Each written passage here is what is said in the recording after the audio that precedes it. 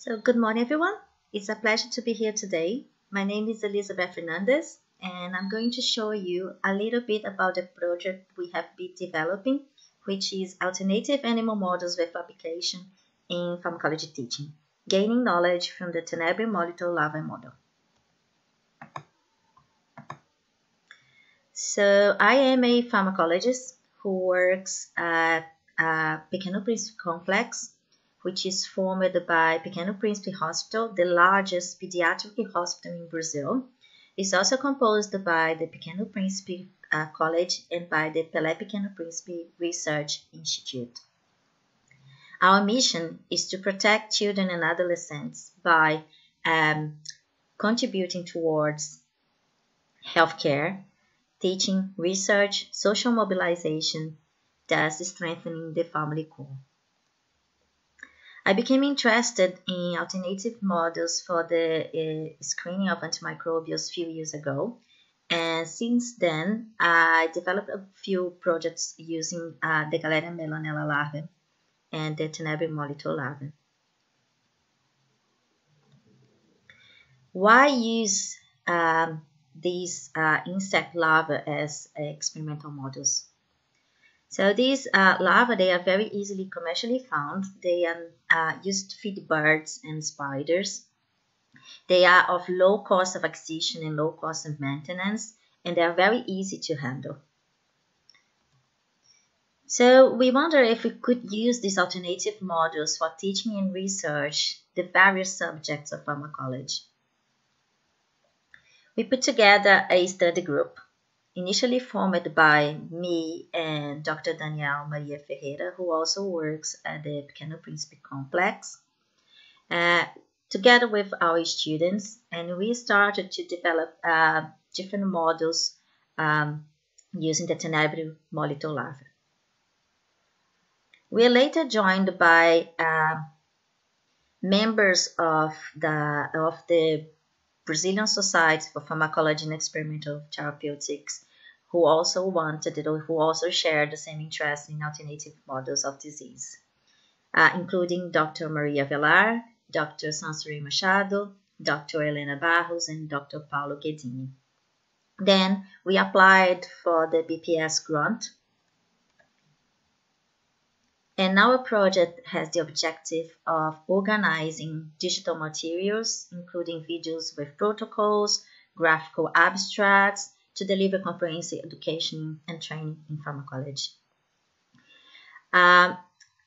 We hope that we will contribute to develop knowledge and understand of the appropriate use of this larva as an alternative experimental model, the ethical and ethical issues involving the use of this model, the literature and data which has been generated from studies involving this alternative model, and the use of this model to evaluate pharmacodynamic and pharmacokinetic properties of drugs which are therapeutically relevant.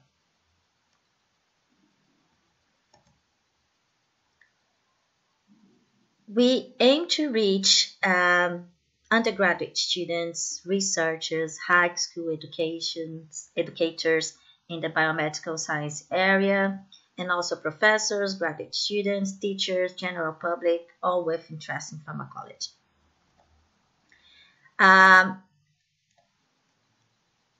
Our project involves the development of 11 modules, which cover different aspects of Tenebrae molecule and its application in pharmacology. The first 3 modules, they involve, they're being developed to discuss theoretical aspects of Tenebrae molecule, including physiological comparisons between the larva and mammals, basic characteristics of life cycle and maintenance, comparison between the most used animal models and the larva model as well. And the other modules, the other 8 modules, they are dedicated to to teach protocols that can be used to teaching and that can be employed to teaching and research in pharmacology, such as evaluation of toxic toxicity of substances and natural compounds, for the screening of antimicrobial drugs, anti-inflammatory drugs, modulators of social and behavioral responses, drugs which affect the endocrine and reproductive system, drugs which affect the digestive system, and drugs which can affect the energy metabolism. So what sort of content are we generating? So I brought some examples of theoretical abstracts that we developed for different modules. So here we have a graphical abstract showing the cost benefits of using the invertebrate model as to teaching and research pharmacology. This graphical abstract was developed by me and Dr. Danielle, and is an example for the module 1, not only by us but by our students as well. This is another theoretical abstract which shows physiological aspects of invertebrates in mammalians and how they compare between each other. This was also developed by our group as an example for module 2. We also developed some graphical abstracts which are aimed at showing, summarizing teaching protocols. For example, here we developed one that is to evaluate the use of tenebrism monitor to screening of drugs which regulate energy metabolism and endocrine / reproductive responses. This protocol is being developed by Professor Christina and Dr. Sansere group. And here we can see that by exposing the larva to different diets, we could investigate different aspects of the larva physiology, including food intake, larval length, body mass, histology, adiposity, and also how those how drugs, hormones, steroid hormones and derivatives could affect body changes. These are protocols related to the modules 9 and 11. We also developed an invertebrate model of gut damage induced by indomethacin. This was developed by Dr. Danielle and his students, in which we can administer indomethacin to the larva and observe what sort of damage this drug can cause in the GI tract of the insect. This is an example for the module 10.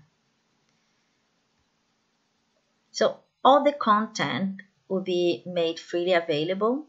So graphical abstracts and video spoilers of all the modules will be made available to social media. All detailed content such as text, step-by-step practical protocols, protocol graphical abstracts, etc. will be made available online and to dispatch in the BPS. So all members of the Brazilian Society for Experimental Pharmacology and Therapeutics and the members of BPS can access the materials. Materials will be made available in both Portuguese and English, so we can reach as many people as possible.